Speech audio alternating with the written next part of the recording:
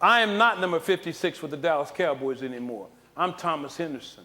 I'm a father. I'm a grandfather. I'm a friend. I'm a community activist.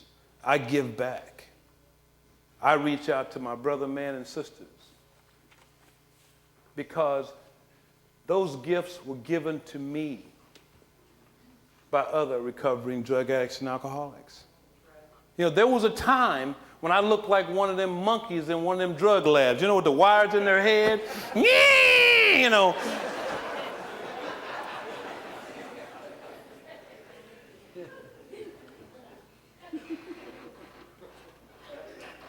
You know, I found that in recovery, and when you really get your family situations in order and you get your child support picked up and you get them hot checks picked up and you go to check writing school and you get out of the penitentiary and you walk out of a drug rehab, it's time to try to do it different.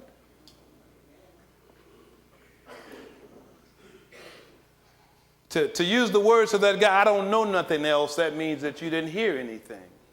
That you're just looking for shelter in the winter. That you want to come into an institution and complain about the crackers and the bread. Or you don't like your sheets when you were sleeping behind a building. I think it's the psychiatry of the dope that keeps a lot of us sick. It is so bad. You know, because if you need somebody to come looking for you, if you're clean, you ever notice when, like everything I've learned from functional people. I've stolen every good idea I've had about my family, my friends, my relationship from other people. I watch them. This living thing ain't in no book. You just got to notice somebody, you know, they say, if you want what I have, or sometimes you, in these 12-step groups, and then you look at people, well, I really don't want what they got exactly.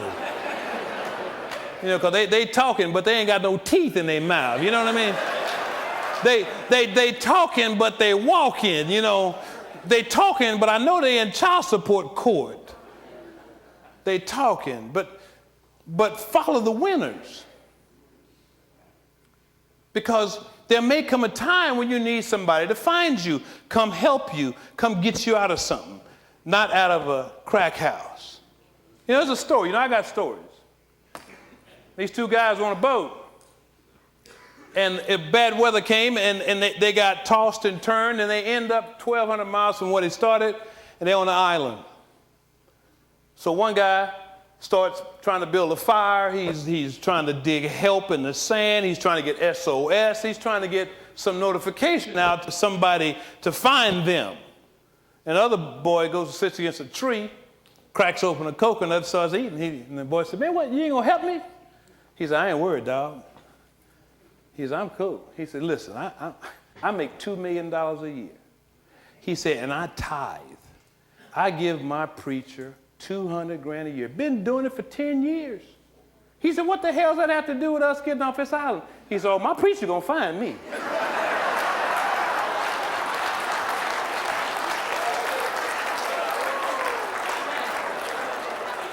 He on the way, dog. You know what I'm saying?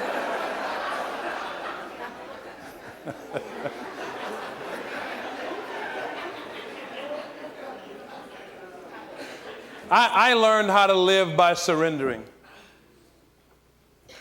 My ego, my false pride, all the things I thought I knew, didn't know anything. I was able to make amends to Tom Landry before he died. I went to his funeral and I cried like a baby. It was like I was this stepson who finally realized that he really did love his daddy after all. Because the values that I hold dear today, the way I function today in my life with my children, I can look back at Starbuck and Landry and the lessons they were trying to teach and know that I learned a lot, just didn't hear it at the time. I want you to know that this is a beautiful thing to be clean, to be present in your life, to have relationships and trust, that you do what you say you're going to do, that you do the right thing when ain't nobody looking. Yeah.